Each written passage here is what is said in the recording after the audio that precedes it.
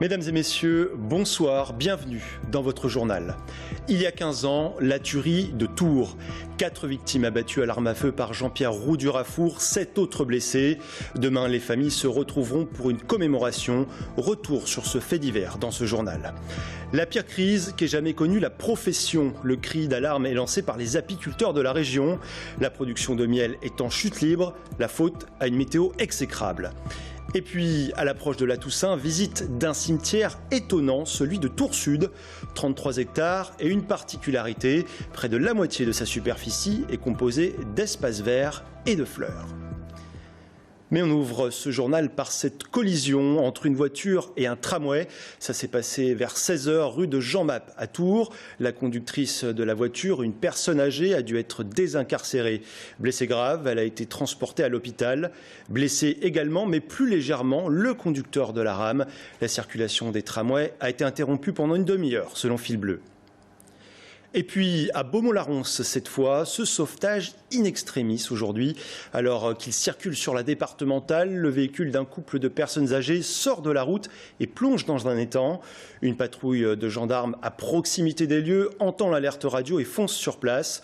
Le couple sera sauvé moyennant une barque et l'intervention dans l'eau du chef de patrouille. Et maintenant, ce cri d'alarme des apiculteurs. 2016 pourrait être la pire année qu'ait connue la profession. Dans certaines régions, les récoltes de miel ont chuté de 60 à 80%. En cause, une surmortalité des abeilles, mais pas seulement. Cette année, la météo exécrable vient s'ajouter aux difficultés. Le reportage à Crissey-sur-Mance, au sud de Tours, de Sébastien Branger. Pour Philippe Lobigeau, c'est une année noire. C'est même la pire année de sa vie d'apiculteur. Professionnel du secteur, il possède une centaine de ruches réparties autour de Crissey-sur-Mance. Et sur ce rucher, le constat est implacable. Bon, depuis 30-40 ans, je fais de l'apiculture, je n'ai jamais vu ça, quoi. Sur un rucher comme celui sur lequel on est, là, on pouvait faire jusqu'à 60 kg de miel par ruche sur une année. Et là, une année comme celle-là, si on a fait 20 kilos, non, on n'a pas fait 20 kilos sur ce rucher-là par ruche. Donc c'est vraiment une grosse différence. Il n'y a pas qu'une explication pour cette sous-production de miel, mais une convergence de plusieurs facteurs. Le premier est à trouver dans la mortalité toujours croissante des abeilles, avec en ligne de mire les pesticides. Le second est à trouver dans une météo particulièrement défavorable. Il a fait doux l'hiver, froid tard dans la saison. Et puis après est arrivé les pluies un peu diluviennes, donc les abeilles n'ont pas pu sortir, elles ont essaimé beaucoup. Et les ruches qui essaiment, eh ben, elles ne produisent plus dans l'année. Elles produisent l'année d'après, mais elles ne produisent plus dans l'année. Les syndicats de l'apiculture tenteront bien de solliciter une aide exceptionnelle au ministère de l'Agriculture. Seulement la dernière demande est restée lettre morte. Avec cette année noire, le ministère pourrait bien faire un geste exceptionnel. À l'approche de la Toussaint et de la fête des morts, nous nous sommes intéressés à un cimetière hors norme, le cimetière de Tours Sud, implanté sur la commune d'Èves-sur-Indre. Il s'agit d'abord du plus grand cimetière tourangeau, 33 hectares. C'est surtout le plus arboré, un havre de paix qui fait la part belle aux fleurs et aux espaces verts. Thibaut Chauvet. Nous ne sommes pas dans une forêt, mais bien dans le plus grand cimetière de Tours. Il fait 33 hectares et a la particularité d'être paysager. Ce cimetière fait la part belle aux espaces verts et autres aménagements naturels. Et vu du ciel, on voit clairement les efforts réalisés par la mairie. Alors ici, on se trouve dans une marguerite. Donc la marguerite est composée de 8 pétales et donc son centre. Et dans le centre, vous avez des mini-cases cinéraires. Et donc dans chaque pétale, on peut mettre 52 emplacements. Ça fait à peu près... Avec le centre, ça fait à peu près 500 emplacements d'animation. Le cimetière de Tours Sud a été créé en 1981, car les 3 autres cimetières de la ville étaient alors saturés. Aujourd'hui, cette problématique n'existe plus, et les 15 hectares inoccupés du terrain permettent de casser l'image que l'on se fait des cimetières traditionnels. Alors ici, en fait, on a des enfouissements d'urnes qui sont sous les arbres, en fait, qui sont partie intégrante du sous-bois. Donc ça répond à une demande, une attente des familles qui souhaitaient inhumer leurs défunts vraiment dans la nature. Le cimetière paysager est également doté d'un étang Il possède bien sûr un aspect technique puisqu'il canalise les eaux naturelles du cimetière, mais ce n'est pas sa seule utilité. Les gens peuvent venir s'y recueillir. Ce qui se passe aussi, c'est que la crémation, ça dure entre 1h30 et 2h. Donc des fois, les familles n'attendent pas sur place et vont cheminer dans le cimetière et ils viennent jusqu'ici quand il fait bon pour trouver un endroit apaisant en fait. Si le cimetière de Tours Sud semble idéal, le seul problème est son coût. Avec un prix d'environ 1 million d'euros la Marguerite, la ville a pour projet de se réapproprier les cimetières intramuros afin de diminuer les dépenses. Voilà pour ce reportage. Et puis c'était ce mercredi en mairie de Tours. Les pompes funèbres intercommunales de l'agglomération Tourangelle ont signé un partenariat avec 3 mutuelles. L'organisme public organise chaque année plus de 1200 obsèques. Un rapprochement public-privé, mais pour quelle utilité?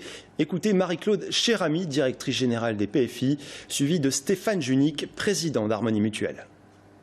C'est une mutualisation à terme évidemment d'un certain nombre de services. C'est aussi en termes de notoriété et de communication plus facile parce qu'on aura quelque part un petit peu plus de stature nationale pour passer à une stature locale, d'agglomération, à une stature nationale en termes d'image. La différence qui existe sur les tarifs en matière funéraire et en matière d'obsèques sont gigantesques. On a des tarifs qui peuvent être différents de 300% dans notre pays. Et la raison pour laquelle nous intervenons, nous les mutualistes, aux côtés des opérateurs publics, c'est pour permettre que les tarifs soient des tarifs acceptables. C'était il y a 15 ans. Retour à présent sur l'un des faits divers les plus marquants des années 2000, la tuerie de Tours. Le 29 octobre 2001, Jean-Pierre Roux du Rafour abattait 4 personnes et en blessait 7 autres à l'aide d'une carabine. Demain, les familles de victimes se retrouveront devant la stèle pour une cérémonie. Retour sur les faits avec Romain Delville. Une tuerie de masse au cœur de la ville. C'était il y a 15 ans, boulevard Béranger, rue Marceau et boulevard Heurteloup. La tuerie de Tours le 29 octobre 2001. Henri Gasque, Gilles Lambert, Shérif Lili et Thierry Enguerrand sont tués en pleine rue par Jean-Pierre Roux du Rafour. Leur seule faute, si je puis dire, c'était d'être présent ce jour-là, à cette heure-là, à cet endroit-là. Et c'est pour ça que les Tourangeaux ont été particulièrement traumatisés, parce que chacun pouvait s'identifier. Tout le monde a pris ce boulevard et se dit j'aurais pu être la victime de Jean-Pierre Roux du Rafour. Cheminot tourangeau de 44 ans au moment des faits, Jean-Pierre Roux du Rafour a fait un geste fou, a été reconnu pénalement responsable mais a plaidé l'amnésie, donc sans s'expliquer devant le tribunal et les familles de victimes. C'est là où on voit qu'il avait totalement prémédité son acte et qu'il voulait quelque part avoir une forme de suicide médiatique, parce qu'effectivement, lorsqu'il se trouve dans le parking de la gare, il s'expose pour qu'on lui tire dessus. Et les policiers qui connaissent effectivement la gravité de la situation décident de ne pas le tuer et décident uniquement de l'immobiliser en lui tirant des balles qui ne sont pas mortelles. Demain, pour la cérémonie annuelle devant la stèle du boulevard Béranger, seront unies les familles, les victimes, les Tourangeaux, en cette date sombre pour la ville. Allez, on revient à une actualité plus légère avec cette exposition consacrée à la Loire. Marc Broussard est photographe, il est né à Nantes. Depuis 2 ans, il arpente le plus long fleuve de France à la recherche de clichés d'exception. 50 de ses photographies sont exposées en ce moment même au château de Tours. Sabrina Melloul. La Loire, voilà le fil conducteur du travail de Marc Broussard. Musicien, puis photographe professionnel pendant 35 ans à Paris, puis à Londres, il s'intéresse très vite à ces paysages d'enfance, particulièrement aux changements qui impactent les sites naturels de manière irréversible. Les abords de Loire deviennent rapidement une véritable obsession. Au bout d'un moment, quand vous avez l'expérience de l'âge, malheureusement, vous vous rendez compte que quelque chose vous a suivi. Le fleuve, et même les fleuves, je dirais, parce qu'après une partie de ma vie, je suis parti travailler sur la Tamise. Mais il y a quelque chose qui se passe au niveau des fleuves, particulièrement au niveau de la Loire. Une 50aine de photos prises sur 2 années, la lumière, la poésie, voilà ce que recherche le photographe qui travaille uniquement à l'instinct. Je suis en voiture, j'embête tout le monde, je m'arrête, des fois pour faire quelque chose qui ne va pas fonctionner, des fois pour faire quelque chose qui va fonctionner. C'est pas très drôle parce que je m'arrête n'importe où et c'est parce que je sais que c'est là que les choses vont se passer. Voilà, je suis à la recherche et quand je trouve quelque chose, vous savez, quand on se dit « Ah, c'est beau, je viendrai le refaire demain », ça ne marche jamais, ça. Il faut dire « Ah, oui, je m'arrête, je le fais ». Là où nous vivons, une exposition visible jusqu'au 22 janvier au château de Tours. Depuis lundi, 310 migrants de la jungle de Calais sont arrivés en région Centre-Val de Loire. Leur objectif, à terme, intégrer un centre d'accueil pour demandeurs d'asile, un CADA. Voilà pour la théorie, car ces centres manquent de place. Et si vous accueillez un demandeur d'asile chez vous, c'est ce que propose le réseau Welcome en Touraine. On en parle dans un instant avec notre invité Morgane Ono, co-responsable de ce réseau.